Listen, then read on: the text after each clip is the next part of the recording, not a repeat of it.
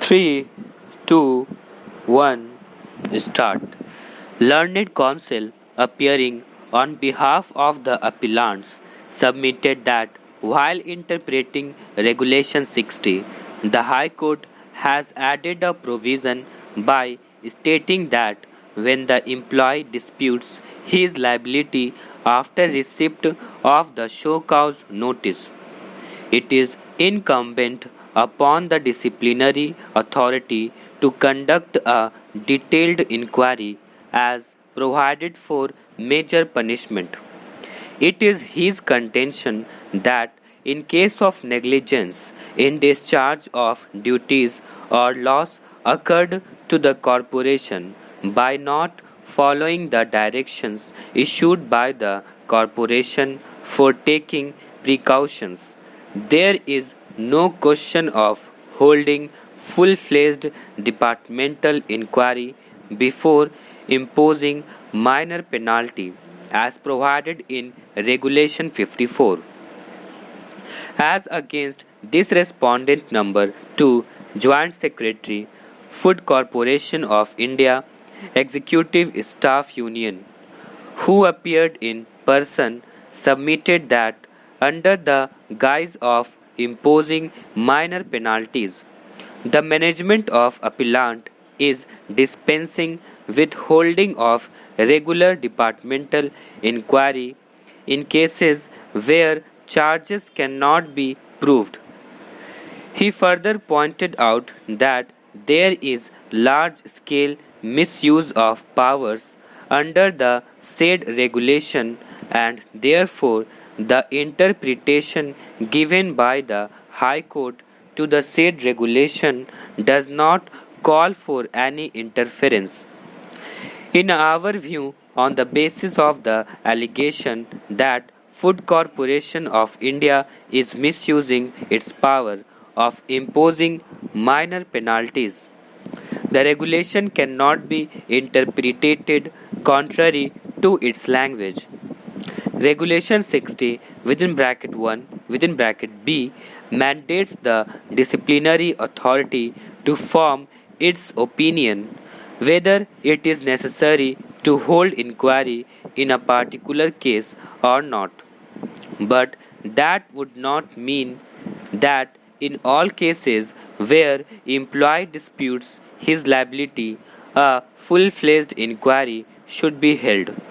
Otherwise, the entire purpose of the incorporating summary procedure for imposing minor penalties would be frustrated. If the discretion given under Regulation 60 within bracket 1 within bracket B is misused or is exercised in arbitrary manner, it is open to the employee to challenge the same before the appropriate forum.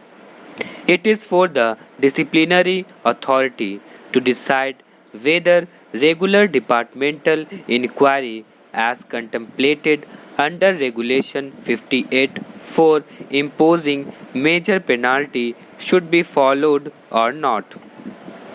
This discretion cannot be curtailed by interpretation which is contrary to the language used.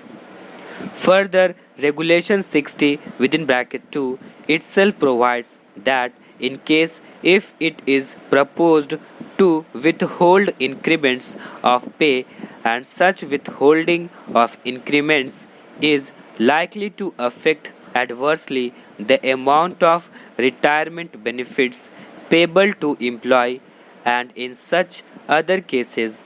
as mentioned therein,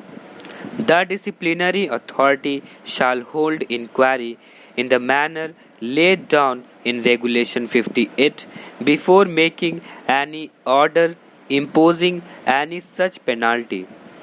Hence, it is apparent that High Court erroneously interpreted the regulation by holding that once the employee denies the charge, it is incumbent upon the authority to conduct inquiry contemplated for imposing major penalty. As per the regulation holding of regular departmental inquiry is a discretionary power of the disciplinary authority, which is to be exercised by considering the facts of each case, and if it is misused or used arbitrarily, it would be subject to judicial review. Shri Ravi Kant, learned senior counsel, submitted that the notice under section 13 within bracket 2 of the Act was with regard to the two properties located at Agra and Noida, and that possession under section 13 within bracket 4 of the Act was only confined to one property located at Agra, and the procedure adopted by the respondent bank was patently illegal. The learned counsel submitted that since the notice had been issued under section 13 within bracket 2 of the Act for two properties, the respondent bank were legally bound to take possession of both the properties and could not take possession of one property only, and therefore the entire exercise made under section 13 within bracket 4 of the Act was patently illegal. The learned counsel submitted that assuming without admitting that the respondent bank could proceed against one property under section 13 within bracket 4 of the Act, the procedure prescribed under rule 8 within bracket 2 of the rules was not followed inasmuch as there was only one publication in the Hindi newspaper Dainik Jagran, whereas the rule contemplates mandatory publication in two newspapers.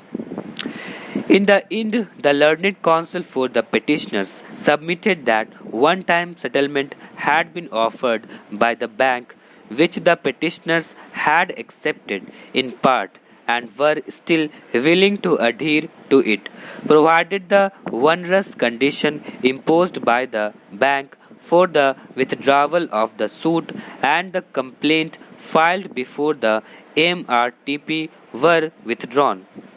The learned counsel also submitted that in view of the fact that certain recoveries were made against the petitioners and the matter was pending consideration, the present proceedings ought to have been stayed and the debts recovery tribunal should not have proceeded with till the disposal of the suit. The learned counsel for the respondent bank submitted that new grounds are being raised before this court which were neither urged nor argued before the debts recovery tribunal, and that this court should refrain itself from going into these questions, since the entire matter is still pending consideration in the application of the petitioners filed under section 17 of the Act before the Debts Recovery Tribunal. Shri Shashi Nandan, learned counsel for the auction purchaser, submitted that pursuant to the sale notice, the auction was held in which respondent number 5 was found to be the highest bidder and his bid has been accepted and a sale deed has been executed and a possession has been delivered. The learned counsel submitted that the process of auction has not been challenged in this writ petition and that against an interlocutory order the present writ petition has been filed. Having heard the learned counsel for the parties, this court finds that there is no error in the issuance of notice under section 13 within bracket 2 of the Act. It is open to a secured creditor and move against any secured assets, and it is not essential that all the secured properties should be put to sale simultaneously.